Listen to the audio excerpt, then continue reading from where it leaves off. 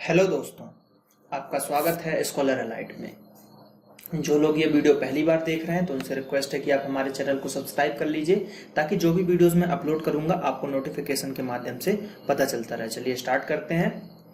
आज मैं आपको इस वीडियो में पटवारी स्पेशल पंचायती राज व्यवस्था बताने जा रहा हूँ, जो कि पटवारी के एग्जाम के लिए बहुत इंपॉर्टेंट है, क्योंकि एक ये नया सब्जेक्ट या पार्ट जोड़ा गया है पटवारी एग्जाम के लिए। जैसा कि आप सभी को पता होगा कि पटवारी का जो एग्जाम होने वाला है उसमें 5 जो है सब्जेक्ट्स या टॉपिक्स के बारे में बताया गया है। कंप्यूटर, पंचायती राज व्यवस्था, ग्रामीण अर्थव्यवस्था, ये एक टॉपिक हो गया, मैथ्स, ठीक है, हिंदी, जीके, ये मिला के 5 जो है सब्जेक्ट डिसाइड किए गए हैं 100 नंबर के। और इसमें टॉपिक्स नहीं बताए गए हैं कि पंचायती राज व्यवस्था के अंदर क्या क्या है या हिंदी के अंदर क्या क्या पढ़ना है। उनको सिलेबस ऐसा कुछ डिफाइन नहीं किया गया है, और ना ही ये बोला गया है कि सभी 20-20 नंबर का आएगा। तो इस गलतफहमी में ना रहे। व्यापम है, हो सकता है वो 30 नंबर की मैथ्स दे दे, 40 नंबर की जीके दे दे, 10 नंबर का कंप्यूटर दे दे, कुछ भी कर सकता है व्यापम, क्योंकि व्यापम के नोटिफिकेशन में ऐसा कहीं नहीं लिखा कि 20-20 नंबर का आएगा।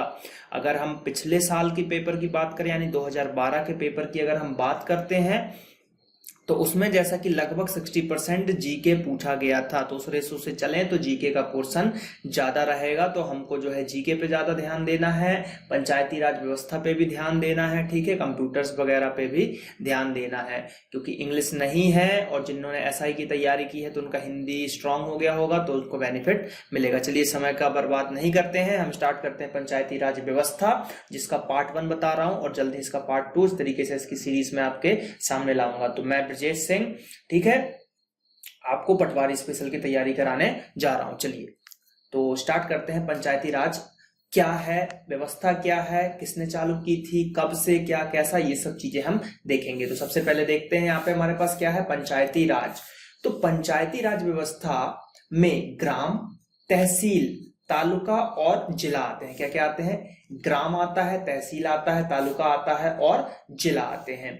भारत यानी कि इंडिया में प्राचीन काल से ही, यानी कि प्राचीन काल यानी पुराने जमाने से ही पंचायती राज व्यवस्था अस्तित्व में रही है, यानी कि पंचायती राज व्यवस्था पहले से ही अस्तित्व में था।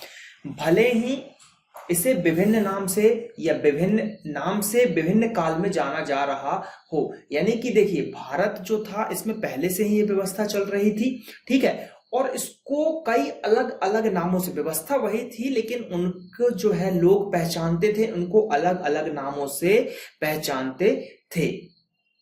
जैसे कि कुछ लोग जानते हैं कि स्कॉलर अलाइट चैनल है जो एमपी की तैयारी करवाता है, कुछ लोग जानते हैं कि ब्रजेश सर अच्छा पढ़ाते हैं, कुछ लोग जानते हैं कि स्कॉलर अलाइट वाले सर, इस तरीके से जैसे मुझे जानते हैं लोग कि ब्रजेश सर के नाम से भी जानते हैं, स्कॉलर अलाइट के नाम से भी जानते हैं। तो इस तरीके से ही पंचायती राज की अगर बात करें तो पहले किसी और नाम से भी इनको जाना जाता था, ठीक है। तो चलिए आगे बढ़ते हैं। यहाँ पे क्या बोला जा रहा है, पंचायती राज व्यवस्था को कमोवेश मुगल काल में, ठीक है, कमोवेश मुगल काल तथा ब्रिटिश काल में भी जारी रखा गया था, यानी कि मुगल काल में भी था ये और ब्रिटिश काल में भी था। अगर ब्रिटिश शासन की बात करें तो ब्रिटिश शासन में 1882, ये डेट आपको बहुत ही याद रखनी है, ये व्यापम में क्वेश्चन पूछे जा सकते हैं। डेट्स सबसे ज्यादा पंचायती राज में याद करना पड़ेगा, क्योंकि वो सबसे ज्यादा पूछा भी जाएगा। क्या पूछा जाएगा? डेट्स, ठीक है। तो चलिए बात करते हैं। तो क्या बोला मैंने कि 1882 में तत्कालीन वायसराय जो कि लॉर्ड रिपन था, उसने स्थानीय स्वायत्त की जो है शासन की स्थापना की। तो सीधे सीधे क्वेश्चन पूछा जाएगा, स्थानीय स्वायत्त जो है किसके द्वारा लागू किया गया? तो स्थानीय स्वायत्त जो है वो आपका 1882 में रिपन के द्वारा लागू किया गया। किसके द्वारा लागू किया गया? रिपन के द्वारा लागू किया गया, वायसराय लॉर्ड रिपन के द्वारा। तो ये जो है एक क्वेश्चन यहीं से उठता है, इसको जरूर याद रखिए। अब बात करते हैं, शासन की स्थापना का प्रयास किया गया, ठीक है, लेकिन वह सफल नहीं हो पाया, यानी कि उसने स्थापना की, कोशिश की, लेकिन जो है उसका आउटपुट उसको अच्छा नहीं मिला या वो विफल हो गया। चलिए फिर क्या हुआ, ब्रिटिश शासकों ने स्थानीय स्वायत्त संस्थाओं की स्थिति पर जांच करने के तथा उसके संबंध में सिफारिश करने के लिए 1882 तथा 1907 में शाही आयोग का गठन किया। तो क्वेश्चन ये पूछा जा सकता है कि शाही आयोग का गठन किया गया, तो 1907 आपको लगाना है। किसका लगाना है? 1907। 1882 में लॉर्ड रिपन के द्वारा ये व्यवस्था की गई थी। इसके संबंध में सिफारिश करने के लिए या इसको चेक करने के लिए जो है शाही आयोग का गठन किया गया था।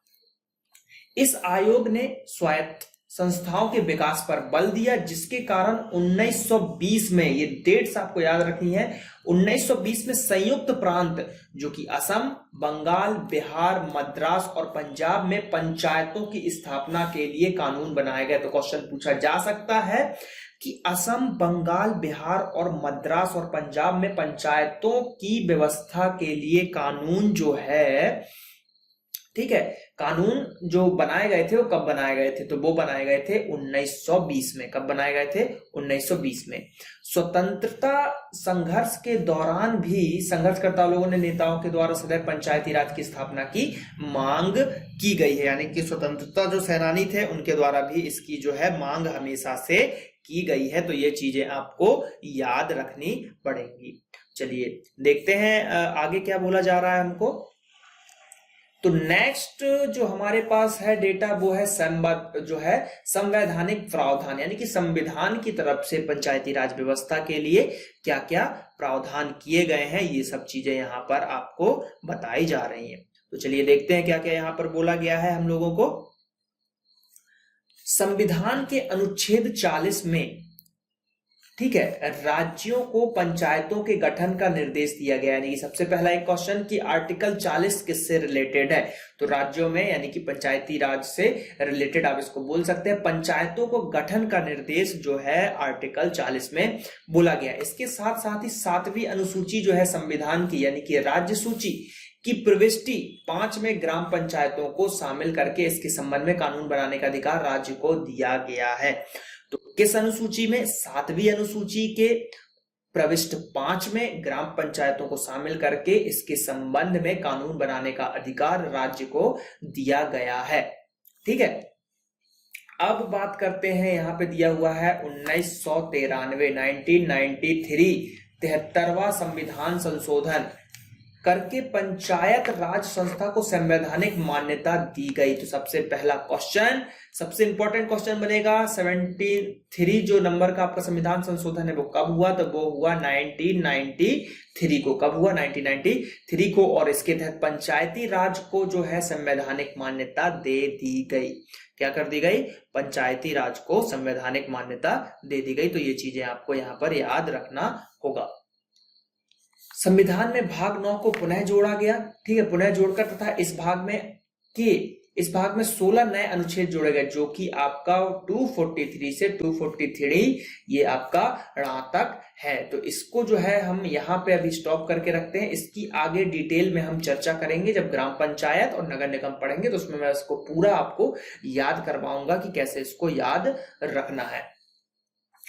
और संविधान में 11वीं अनुसूची जोड़कर पंचायत के गठन, पंचायत के सदस्यों के चुनाव, सदस्यों के लिए आरक्षण तथा पंचायत के कार्यों के संबंध में व्यापक प्रावधान किए गए। यानी कि इसमें जो है सभी 11वीं अनुसूची जो जोड़ा गया उसमें पंचायत का गठन बताया गया, पंचायत के सदस्यों का चुनाव बताया गया, सदस्यों के लिए आरक्षण तथा पंचायत के कार्यों के संबंध में व्यापक प्रावधान किए गए। तो देखिए इस वाले पोर्शन से हमको क्या क्या याद रखना है? देखिए डेटा को कलेक्ट करना सीखिए, कॉपी पेन लेके बैठिए। वैसे कॉपी पेन लेने की जरूरत नहीं है, ये सब मटेरियल आपको बुक्स में मिल जाएंगी। कई सारी बुक्स अभी तक छप चुकी है पंचायती राज की, लेकिन फिर भी कुछ इसमें मैं डेटा जो अलग से बताऊंगा वो आप लिख लीजिए, क्योंकि ये डेटा कई जगह से इकट्ठा किया गया है मेरे द्वारा।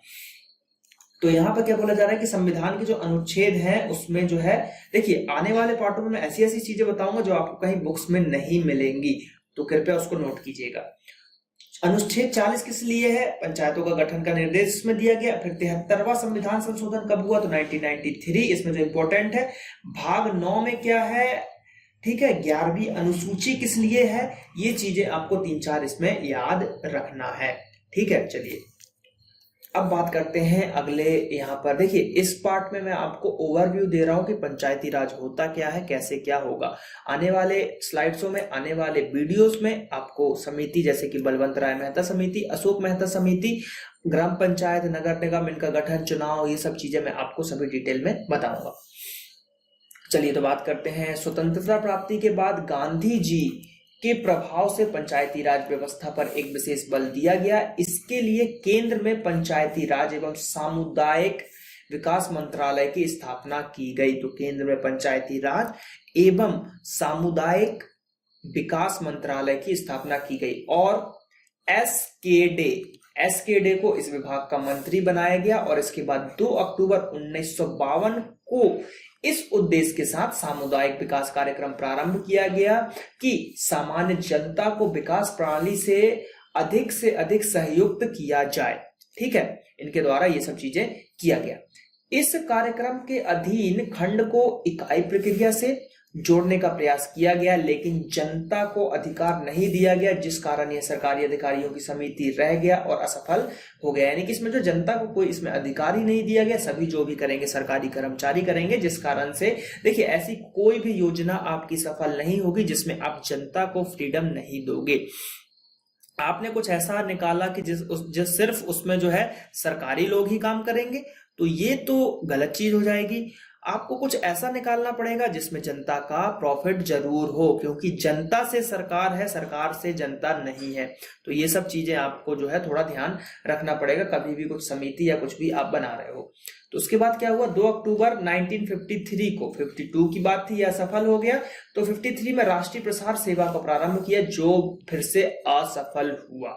तो देखिए इसमें ज्यादा कुछ इंपॉर्टेंट नहीं है, बस ये हो सकता है कि ये बोल देंगे कि सामुदायिक विकास मंत्रालय की स्थापना जो है उसके लिए किसने सिफारिश किया, किसके द्वारा की गई। तो इसके विभाग के मंत्री बनाए गए, गांधी जी के द्वारा ऐसा ऐसा किया गया। तो ये सब चीजें थोड़ी बहुत आपको याद रखना पड़ेगा, इससे क्वेश्चन नहीं बनेगा, मैं बता रहा हूं।